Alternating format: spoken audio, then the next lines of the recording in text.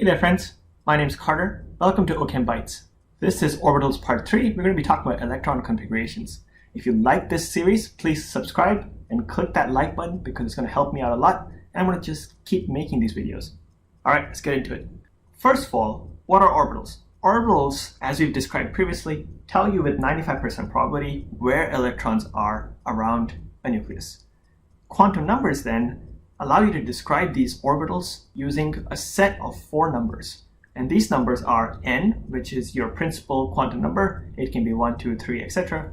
There's L, which is your azimuthal number, which goes from 0 to n-1. This describes the shape of the orbital, which is kind of the area around the nucleus where this electron could be. M is your magnetic orbital number. This one can go from negative L to L, including 0, in a stepwise integer fashion. And M describes the orientation of the orbital around the axis. And then there's S, which is the spin quantum number, which tells you which spin the electron has, plus or minus.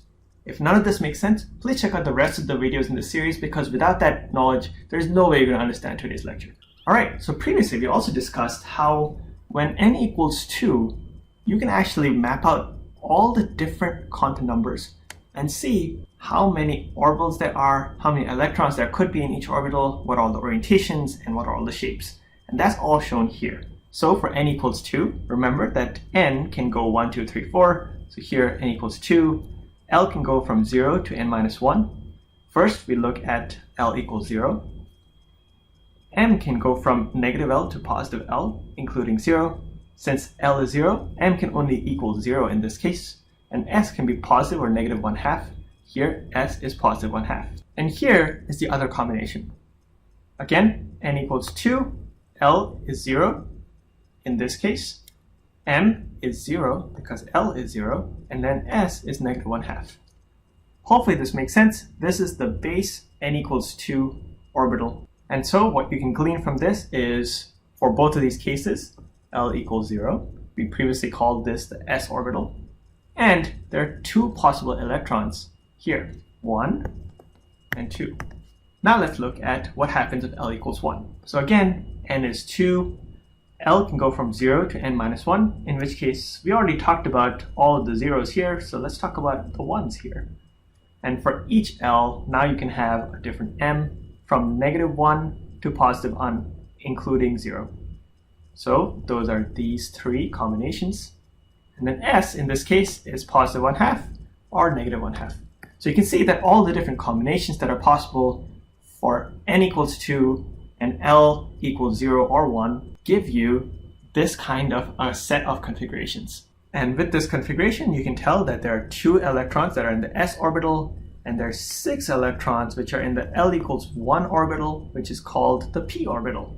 Hopefully all of this makes sense. Please once again check back on those previous videos. That's all background information for this lecture. Alright, so now that we know that using that previous chart, we can actually map out all the different electrons that can be in the different orbitals based on a principal number.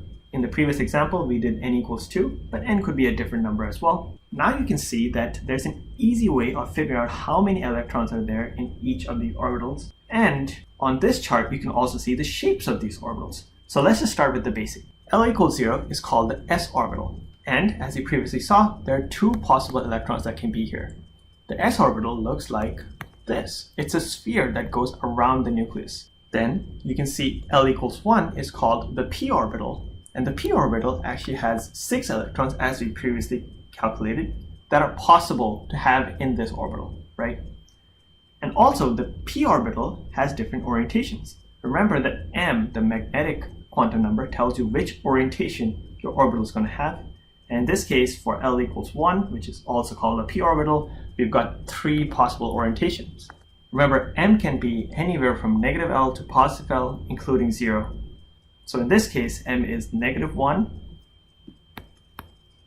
0, and positive 1. Now what you also see is that other orbitals have their own names. So the L equals 2 orbital is called the d orbital.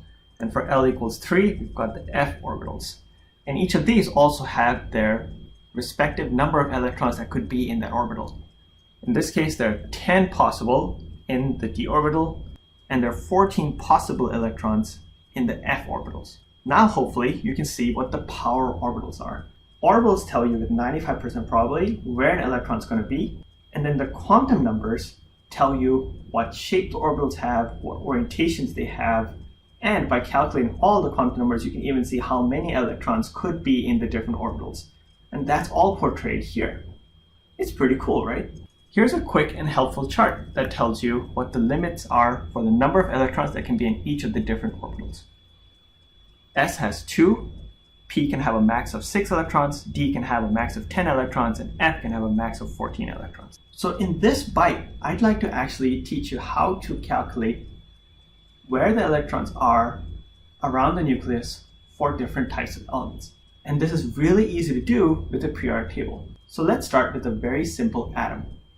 Hydrogen. Hydrogen has an atomic number of 1, which means that it has 1 proton. And if you have a neutral hydrogen atom, that also means it has 1 electron, right? Positives must equal negatives. So okay, where is this electron around the hydrogen atom?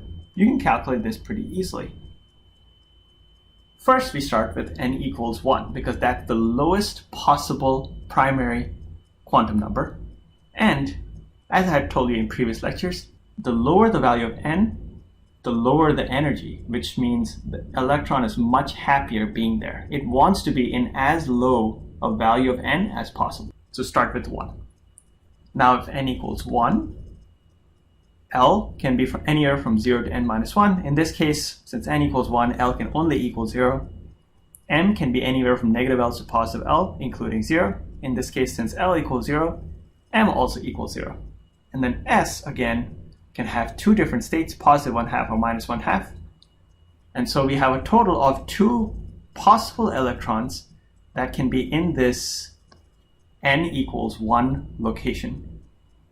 And since this hydrogen only has 1 electron, the way we denote this is 1s1. This means that this electron is in the 1 principal quantum number location, and s1 means that it's occupying one of those 2 electron locations in the s orbital. At the bottom you can see there's helium. Helium has 2 electrons, and with a similar calculation you can arrive at a conclusion that those 2 electrons will fill up all the available states inside the s orbital. So in this case, helium has an atomic number of 2, it has 2 electrons, and those 2 electrons are in the 1s2 orbital. Do you remember how we know what the max number of electrons are in each orbital? We actually talked about it previously, and that's shown here. So S can have a maximum of 2 electrons. For hydrogen, it only had 1 electron, so it took up one of those spots within the s orbital. For helium, it had 2 electrons, and it took up 2 of those spots in the s orbital. We didn't go into the p, d, or f orbitals because we didn't need to. There weren't enough electrons to do anything. And this chart shows you how to determine which orbitals you need to fill with electrons. Let's go through an example, and that'll show you exactly how to use this chart. And then it's a lot easier to demonstrate why we're talking about this. So our example that we're going to work on is carbon. And you can see here, carbon has an atomic number of 6, which means it has 6 protons. And that also means that it'll have 6 electrons for a neutral atom. So our question is, how can we use orbital theory to define where those 6 electrons are? And that's all possible using the easy chart that I provided you earlier. So here's carbon. It has an atomic number of 6. That means it has 6 electrons. I split this into multiple batches of 2 electrons each, just because we previously talked about the s quantum number and had a positive and a negative 1/2 state. So it's easy to batch electrons in groups of 2. This is purely for demonstration's sake. Some atoms have an odd number of electrons, so you don't have to batch in groups of 2. But let's just do that here. The first 2 electrons are going to fill the 1s2 orbital. And the way you use this chart is you start at the top. Okay, so electron 1 is going to go into this 1s orbital. Electron 2 is also going to go into this 1s orbital. And then we're done. Remember our previous table? S can have 2 electrons, P can have 6 electrons, D can have 10 electrons, and F can have 14 electrons. That table I provided you earlier. And that was all just based on all the different variations of quantum numbers that are possible. So using this chart, we can actually go through and we can fill it with electrons following the arrows. So okay, we just added 2 electrons. They took up the 1s locations, and that's why I have 1s2 located here. Now let's fill another 2 electrons. Hey look, 2s is the next thing available. That means it has 2 spots and it has the principal number of 2. So electrons 3 and 4 are both going to go here, and that's what I've written here. So far we've figured out that 4 electrons can be located in the s orbital. 2 of those electrons go into the 1s orbital, and 2 of those electrons can go into the 2s orbital. But as soon as you get to the 2 principal quantum number, now you have multiple variations of L. So the first 2 electrons went into the L equals 0 or the s orbital, and then the next 2 electrons are actually going to start going to the p orbital. But remember that p can have a max of 6. So actually what we're doing is we're putting 2 electrons into the p orbitals, and then now there are 4 remaining spots that are open that could be filled with other electrons. Consequently, carbon really likes to make 4 bonds.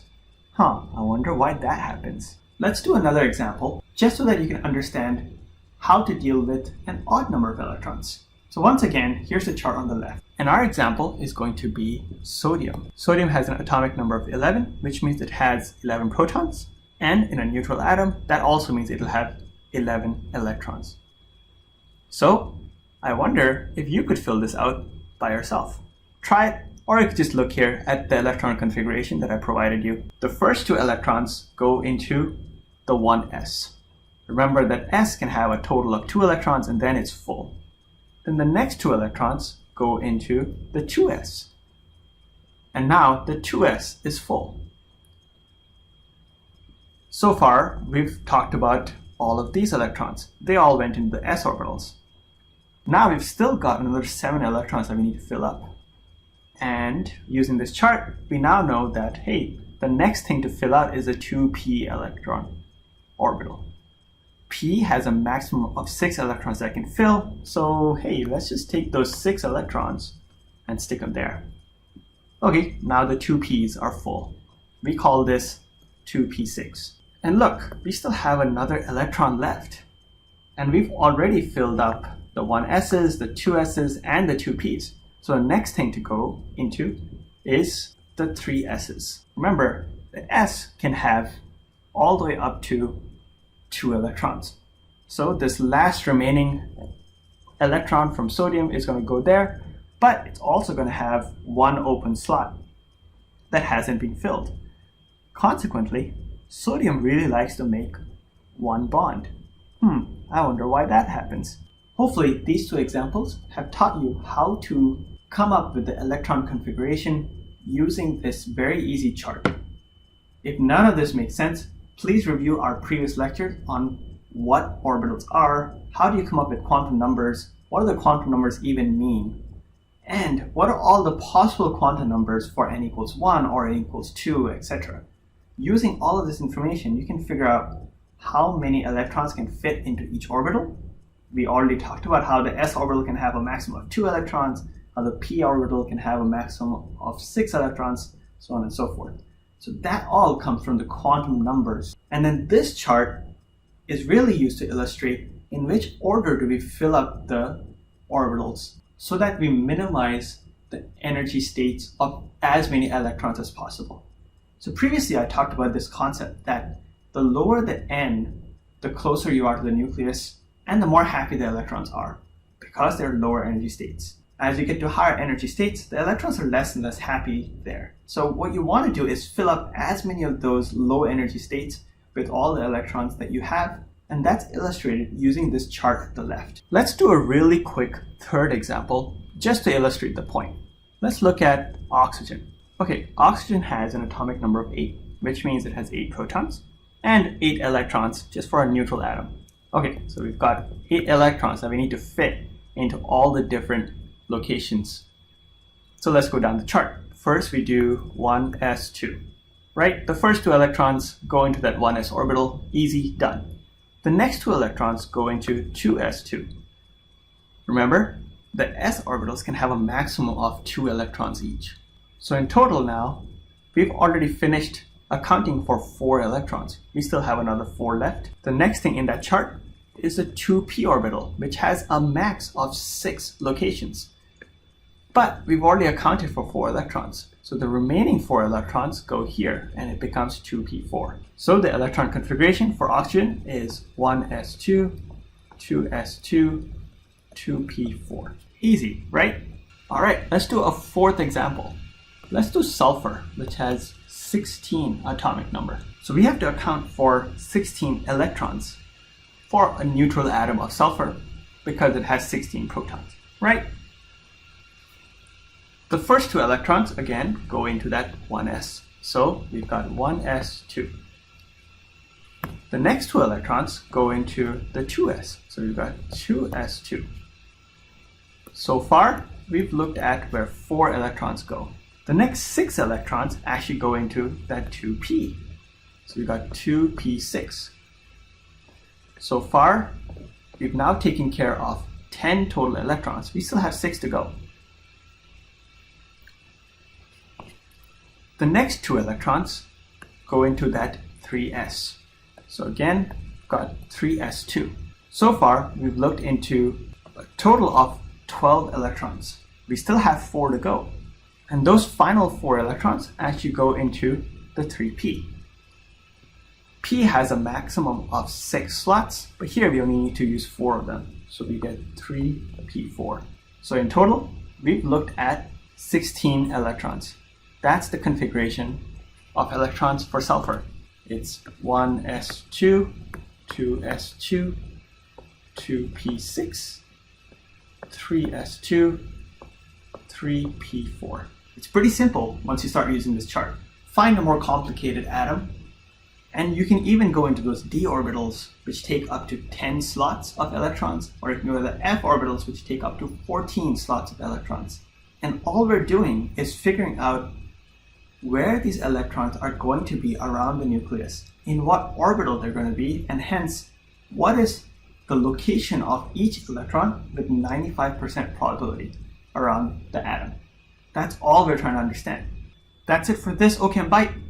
Please make sure to like and subscribe. I'll talk to you later. Bye.